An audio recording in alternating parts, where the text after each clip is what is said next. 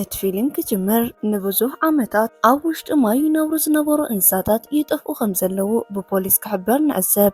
ብዙሓት ሰባት ግን ሕጂ እውን እዞም ኣራዊት ባሕሪ ዝተባሃሉ እንስሳታት ይረኣዩ ከም ዘለውን ክሳብ ሕጂ እውን ከም ዘይጠፍኡን ይዛረቡ።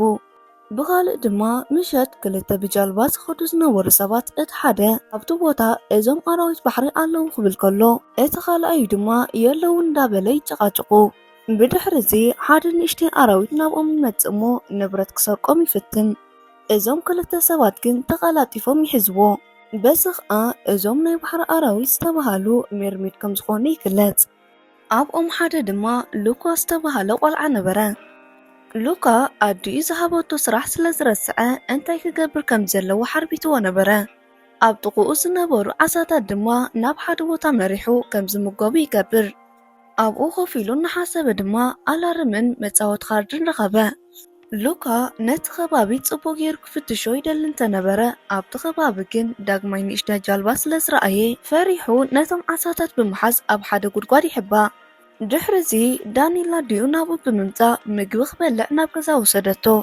በዚ ኸኣ ሉካ ምስ ቤተሰቡ ከም ዝነብር ንርዳእ። ሎሬንዞ ኣቦኡ ክኾን ከሎ ብዝኾነ ነገር ጣጣ ዘይብሉ ነበረ። ኣዲኡ ዳኒላ ግን ንወዳ ብዙሕ ትጭነቐሉ ነበረት። ብድሕሪዚ ምግቦም እንዳበልዑ ከለዉ ሉካ ብዙሓት ሕቶታት ነዲኡ ክሓትት ጀመረ። ኣዲኡ ድማ ሓደ ብሓደ ሕቱ እንዳመለሰት ካብ ማይ ወፃኢ ዘለዉ ሰባትን ካልኦት ፍጥረታትን ኣመናት ጨካናትን ምሕረት ዘይፈልጡ ከም ዝኾኑን ብተወሳኺ ድማ ሙሉእ ቤተሰቦም ካብቲ ማይ ክወፁ ከም ዘይብሎም ነገረቶም።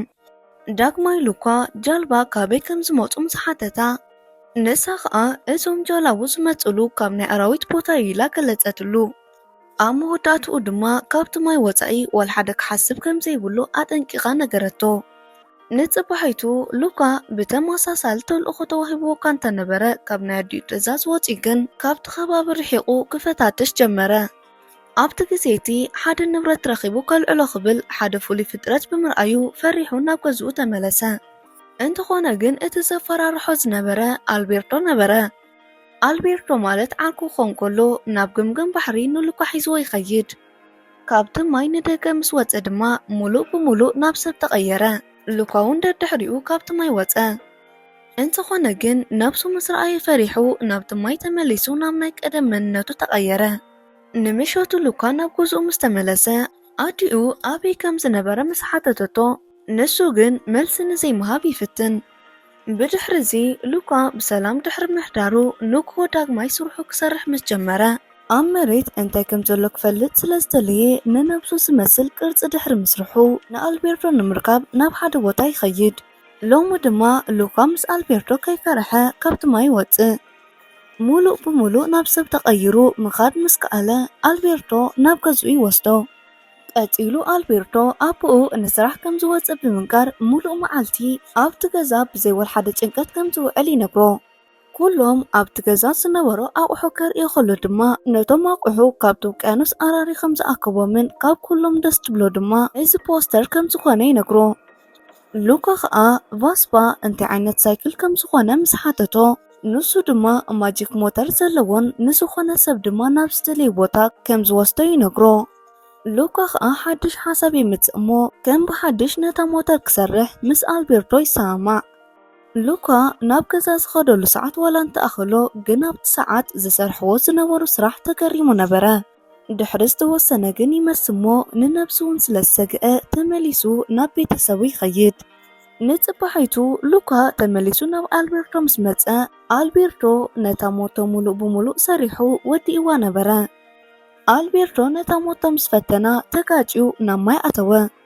ካብቲ ማይ ብምውፃእ ድማ ሰባት ንወልሓደ ከም ዘይጓድኡን ንሱ ከም ዝሓስቦም ኣራዊት ከም ዘይኮኑን ክፈርሖም ከም ዘይብሉን ንሉካ ይነግሮ። ብሓንሳብ ድማ ክልቲኦም ዝተፈላለዩ መዓልታት ክሕልፉ ምስ ጀመሩ ኣልቤርቶ ንሉካ ክዳውንቱ ይህቦ። ብዙሕ ነገራት ከዓ ይምህሮ ነበረ። ንምሸቱ ክልቲኦም ይዕሩኽ እናዕለሉ ከለዉ ኣልቤርቶ ንሉካ ነታ ሞቶ ብግቡእ ሰሪሖም እንተወዲኦም ብሰማይ እንዳሓበሮ ኩሉ ነገር ክገብሩ ከም ዝኽእሉ ገለጸሉ። ድቃስ ወሲድዎም ምስ ደቀሱ ፍርቂ ለይቲ ተበራበሩ። በዚ ኸኣ ሉካ ሰንቢዱ ናብቲ ማይ ተመሊሱ ናብ ቤተሰቡ ይኸይድ። እንተኾነ ግን ኣቦኡን ኣዲኡን ክፈልጥዎ ብምኽኣሎም ኣበይ ከም ዝነበረ ብምሕታት ኣፋጠጥሉ። ሉካ ድማ ከይሓሰበ ዝኸዶን ዝረኣዮን ንምንጋር ይፍትን። ብተወሳኺ ካብ ማይ ወፃእኒ ዘሎ ከም ዘይፍርሕን ከም ዝበሃሎ ሰባት ኣራዊትን ዘፍርሑን ከም ዘይኮኑ ነብኡን ነዲኡን ይነግሮም። ቤተሰቡ ግን ንዘረብኡ ክሰምዑ ስለ ዘይደለዩ ኢጎ ዝተባሃለ ፍጡር ብምጽዋዕ ንሉካ ኣብ ታሕተዋይ ክፍሎም ንኽዓጽዎ ይነግርዎ። እዚ ንሉካ ከም ቅፅዓት ማለት እዩ።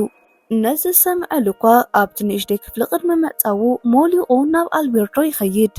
ቀፂሉ እንታይ ከም ዝተባሃለን ከም ዝተገበረን ብዝርዝር ነጊሩ ድሕሪዚ እንታይ ክፍጠር ከም ዝኽእል ይሓቶ። ኣልቤርቶ ድማ ሉካ ብዝነገሮ ነገር ከይሰንበደ ንገዝኡ ክምለስ ከም ዘይብሉን ምስኡ ክነብር ፍቓደኛ እንተኾይኑ ብዛዕባ ሰባት ብዙሕ ነገር ከፍልጦ ከም ዝኾነን ነታ ሞቶ ድማ ብትኽክል ረኺቦም ካብ ቦታ ናብ ቦታ ክንቀሳቐሱ ከም ዝኾኑ ይነግሮ።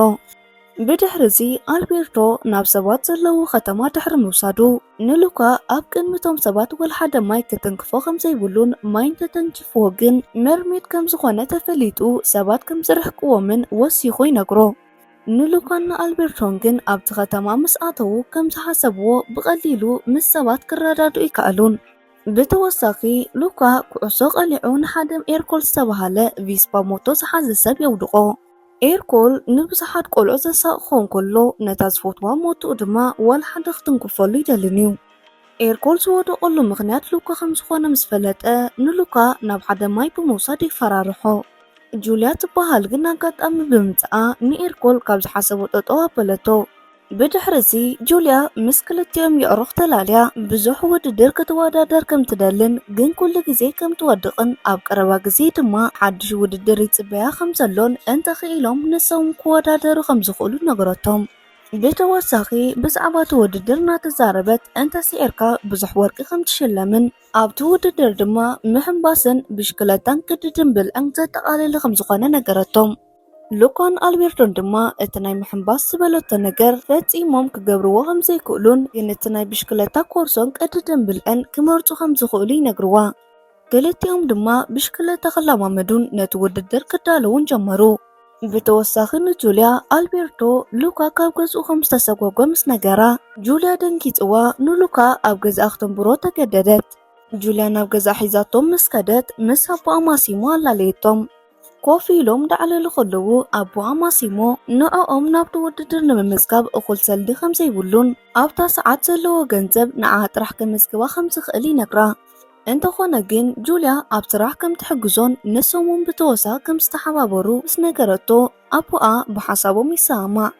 ንጽባሒቱ ናብ ስራሕ ምስ ወፁ ክልቲኦም የዕሩኽ ማይ ከም ዘይትንክፎም ክገብሩ ይፍትኑ። እንተኾነ ግን ዓሳ ምግፋፍ ስለ ዝነበረ ግድን ምስ ማይ ክተናኽፉ ይኽእሉ እዮም።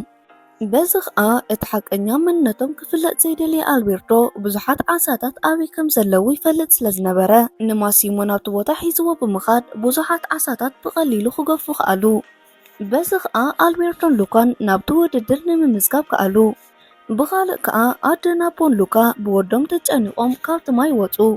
በዚ ድማ ናብ ሰባት ከም ዝተቐየሩ ምስ ረኣዩ ክዳውንቲ ናይ ሰባት ብምስራቕ ተኸዲኖም ንወዶም ክደልዩ ጀመሩ።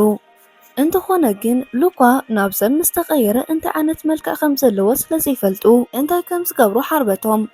ሉካ ድማ ቤተሰቡ ካብቲ ማይ ወፂኦም ይደልይዎ ከም ዘለዉ ይፈለጠን።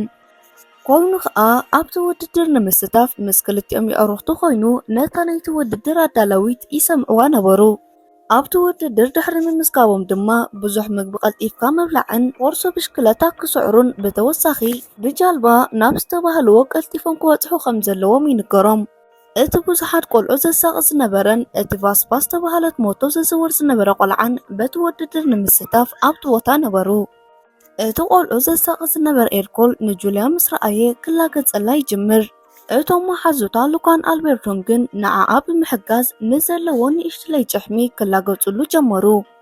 በዚ ዝሓረቐ ኤርኮል ምስ ሉካ ክወዳደር ይሰማዕ። ንሳቶም ከዓ ናብ ገዝኦም ተመሊሶም ኣልቤርቶ ፓስታ ምብላዕ ክለማመድ ከሎ ሉካ ድማ ብሽክለታ ይለማመድ። ኤርኮልን ክልቲኦም የዕሩኽቱን ንበይኖም ውድድር ኣዳልዮም ስለ ዝነበሩ ናብቲ ውድድር ኣተዉ። ኣብቲ ውድድር ኣልቤርቶ ማይ ተንኪፍዎ ዋላ እንተነበረ ተሸፋፊኑ ግን ሰብ ከይረኣዮ ሓለፈ። ብተመሳሳሊ ዳንኤልን ሎሬንሶን ንወዶም ይደልዩ ዝነበሩሉ ሰዓት ብቐሊሉ ክረኽቦ ብዘይምኽኣሎም ዳንኤል ሓደ ሓሳብ ይመፀላ እሞ ንዝረኸብዎም ቆልዑ ናብ ማይ ብምእታው ናብ ዓሳ ዝተቐየረ ወዶም ከም ዝኾነ ክፈልጡ ይኽእሉ እዮም ብምባል ንዝረኸበቶም ቆልዑ ናብ ማይ ክትእትዎም ጀመረት። እንተኾነ ግን ሕጂ እውን ሉካ ብቐሊሉ ክርከብ ኣይከኣልን። እዚ ኩሉ ነገር ክፍጠር ከሎ ግን ሉካ ኣብ ሓደ ቦታ ተሓቢኡ ይዕዘቦም ነበረ። ክልቲኦም ይዕሩኽ ኮፍ ኢሎም ንዓለሉ ድማ ሉካን ኣልቤርቶ ስድርኡ ናብቲ ከተማ መፂኦም ክኾኑ ከም ዝኽእሉን ከምኡ ከም ዝጥርጥር ይነግሮ። ኮይኑ ግን ኣልቤርቶ ኣቦኡ ናዲኡ ናብቲ ከተማ ንምምፃእ ወላ ሓደ ሓሳብ ከም ዘይብሎም ይነግሮ።